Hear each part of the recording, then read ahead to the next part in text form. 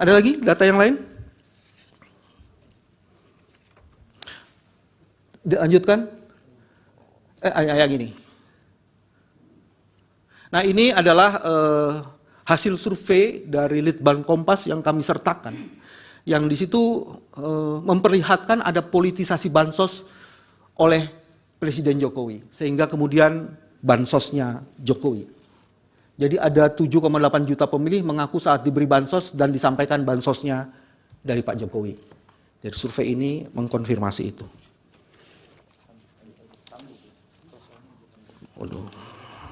Baik, saya lanjutkan, tinggal 6 halaman lagi, saya akan cepat-cepat saja. Pertama, yang lanjutnya majelis adalah pelanggaran prosedur. Ada berbagai modus kejahatan terhadap konstitusi dan cara-cara curang yang dilakukan oleh Presiden Jokowi untuk mendukung paslon 02 yang kesemuanya itu melahirkan berbagai kejahatan, turunan, dalam bentuk pelanggaran prosedur pemilu yang mempengaruhi hasil perolehan suara.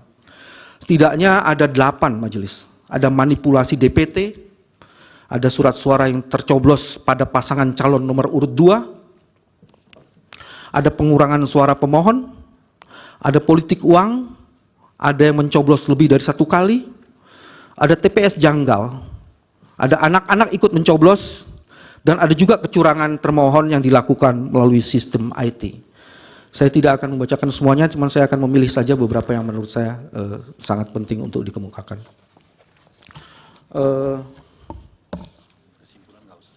Oke.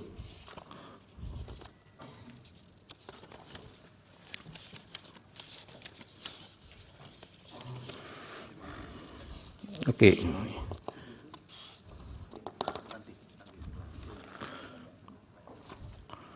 Saya bisa dikasih dokumen lainnya kalau di sini ada yang hilang. Itu halaman 32. Ya, ada halaman 32. Ini halaman 32. Oh iya. Oke. Ya. Saya akan lanjutkan majelis. Manipulasi DPT ini menarik untuk dikemukakan, itu di halaman 35 majelis. Ditemukan beberapa DPT janggal. KPU menyatakan bahwa kejanggalan dalam DPT katanya dikarenakan salah input sebanyak 502.564 pada Juli 2023 di Jawa Tengah. DPT janggal yang diduga manipulasi tersebut meliputi adanya pemilih di bawah 17 tahun sebanyak 61.040. Ada pemilih yang berusia, ini fantastis majelis, ada pemilih yang berusia 1.030 tahun dan pemilih berusia di atas 100 tahun itu ada sebanyak 1.363. Temuan data pemilih berupa nama orang yang hanya terdiri dari 1 huruf, namanya cuma 1 huruf, dan ada 2 huruf, itu sebanyak 55 orang, dan ada juga pemilih yang dianggap janggal, seperti RT yang angkanya 0, RW yang angkanya 0, kemudian identitas RT, RW, dan TPS, itu ada sekian banyak. Yang paling menarik adalah di poin kedua majelis, itu surat suara yang tercoblos pada pasangan calon nomor urut 2. Ya. Bawaslu, ini harus diapresiasi Bawaslu. Bawaslu mengungkap data dugaan pelanggaran pemilu di Kuala Lumpur, Malaysia, di mana ada 23.000 suara, 23.000 surat yang dikirim via pos, ternyata sudah dicoblos. Bukan tercoblos maksudnya, dicoblos. Selain itu terdapat 82.000 alamat yang tidak jelas untuk pengiriman surat suara.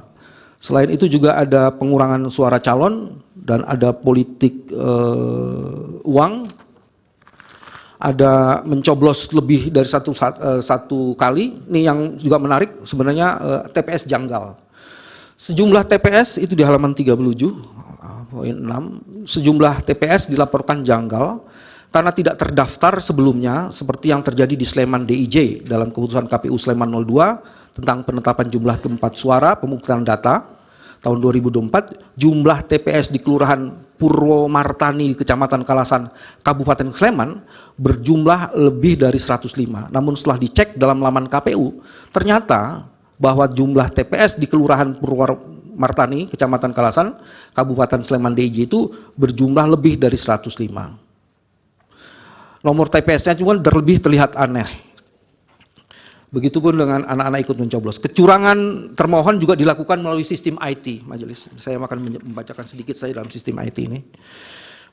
Sistem IT KPU yang di dalamnya ada Sirekap menjadi contoh terbaik untuk mengonfirmasi sekaligus menyimpulkan kecurangan dan pelanggaran pemilu yang dilakukan oleh KPU. Sirekap yang pada awalnya didesain untuk mengontrol rekapitulasi manual, justru malah digunakan sebagai sarana kecurangan dan mendelegitimasi serta upaya-upaya framing lainnya terhadap upaya penegakan prinsip penyelenggaraan pemilu dalam pelaksanaan rekapitulasi hasil penghitungan perolehan suara yang jujur, terbuka, akuntabel, efisien, efektif, dan aksesibel. Sirekap semula hendak dijadikan instrumen untuk mengontrol rekapitulasi manual. Karena itu ada majelis yang namanya Sirekap Mobile Apps yang dimiliki oleh Ketua KPPS yang digunakan untuk merekam data autentik dokumen C-hasil yang merupakan hasil penghitungan suara di TPS, sehingga seharusnya menjadi dokumen yang reliable yang dapat dipertanggungjawabkan. Nah, ada yang menarik itu di poin D, majelis. Ditemukan adanya salah satu fitur yang tiba-tiba muncul kendati sebelumnya tidak pernah ada di dalam mobile apps Sirekap yang dimiliki KPPS yang memegang back-end apps. 4 hari sebelum pencoblosan, tanggal 10 Februari, tiba-tiba ada muncul fitur bypass logging dan security, sehingga ada pihak yang dapat mengubah value atau angka dalam dokumen C hasil, karena source code dapat diubah. Munculnya fitur tersebut tidak saja mengubah angka perolehan suara di Sirekap, tapi juga potensial menghilangkan metadata dan file foto form C plano hasil. Yang selanjutnya adalah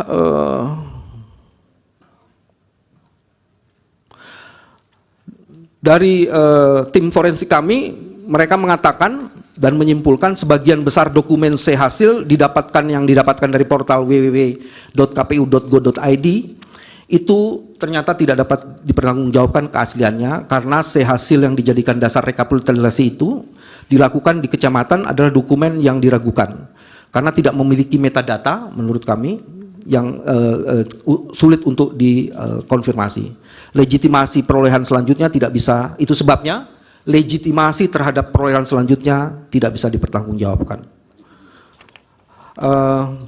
Oke. Majelis Hakim, saya ingin membacakan petitum. Sebelum itu, ini adalah rangkuman video yang kami sampaikan, bagian dari posita kami. Silakan. Telah mengintimidasi berbagai pihak untuk melancarkan niatnya.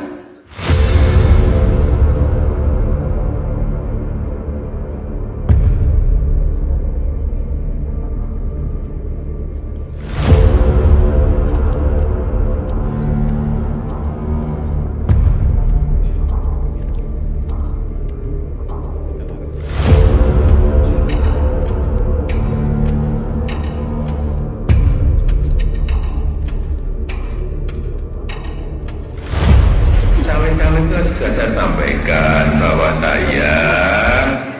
cawe-cawe itu saya sampaikan bahwa menjadi kewajiban moral. Kan hak demokrasi, hak politik setiap orang, setiap menteri sama saja. Yang paling penting presiden itu boleh loh kampanye. Tenang saja Pak Prabowo. Tenang saja Sebentar. Kuasa saya hukum, sudah ada di sini. Stop dulu. Kuasa hukum pemohon, ini apa tidak dijadikan bagian dari bukti saja? Ini bagian dari posita kami untuk melengkapi sebelum saya membacakan petitum. Posita kan tidak ada narasi-narasi yang berupa ada video. majelis. Tadi disebutkan cawe-cawe presiden, ini adalah bentuk lebih lanjutnya. Iya, tapi di dalam narasi-narasi ini tidak muncul video kan? Hanya pokok-pokok permohonan dalam keadaan yang tertulis kan? Ya, ini konfirmasinya ada di video ini dan kami ingin menjadikan ini bagian dari posita. Tapi saya serahkan majelis hakim. Bagian dari bukti bukan nanti? Sebagiannya bagian dari bukti, tapi tidak seluruhnya nih bagian dari bukti. Ini cuma 3 menit saja majelis. Mohon dilanjutkan Ya, majelis. silakan.